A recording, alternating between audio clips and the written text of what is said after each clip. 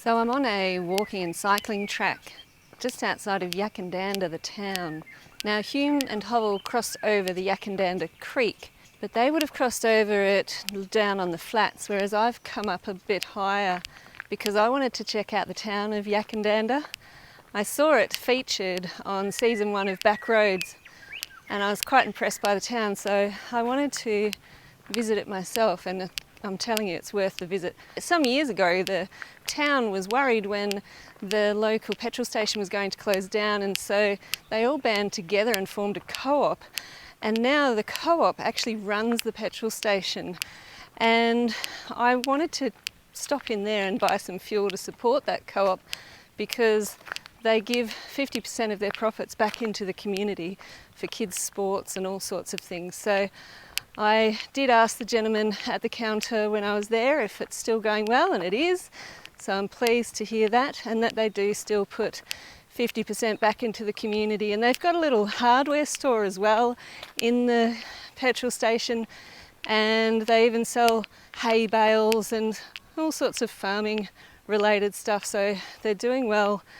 And I also found out where to get the best pie this side of the universe, I was told, and went to the local Gumtree pie store, and I can tell you that's worth a visit too. I got a cauliflower cheese pie, delicious. So let's check out Yackandanda Creek.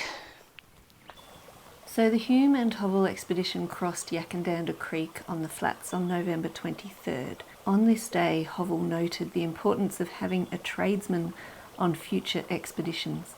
He wrote, "As I have seen the necessity of the thing, I take this opportunity to remark that in all long journeys there should be tradesmen in the party. A man that can shoe horses, for the want of him the horses are crippled, for 2 pairs of extra shoes with nails for each horse is sufficient. There should be a harness maker to alter or stuff the pack saddles to make them easy to the backs of the cattle, for if attention is paid to that, the beast will carry a whole load much better than he can carry half a one, if it is set uncomfortably upon him. He can also keep the rigging in repair, which belongs to the saddles. There should also be a shoemaker. He can prevent the men from being crippled by keeping their shoes in repair, as in such journeys a pair of shoes is soon worn out, particularly those we had from the government. The shoes should always be made to fit the men and on a different plan to that upon which we are now, with a capping on the toes, as the grass cuts the upper leather through long before the sole." I can imagine how refreshing it must have been to come across little creeks like this with the horses and the bullocks and everybody feeling hot and thirsty. The next monument is still on flat country at Back Creek. I was just walking through wondering, where's this monument? And I looked over and went, whoa, that's quite a big one.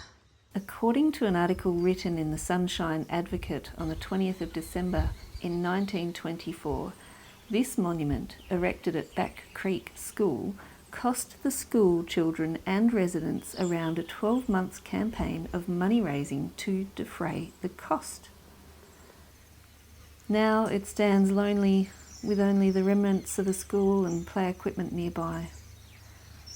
A very peaceful location here with lots of birds around. It was also on the 23rd that Hovell mentioned that they were being bothered by the devil fly and mosquitoes again. He also said, "We have seen very few centipedes or tarantulas and no scorpions."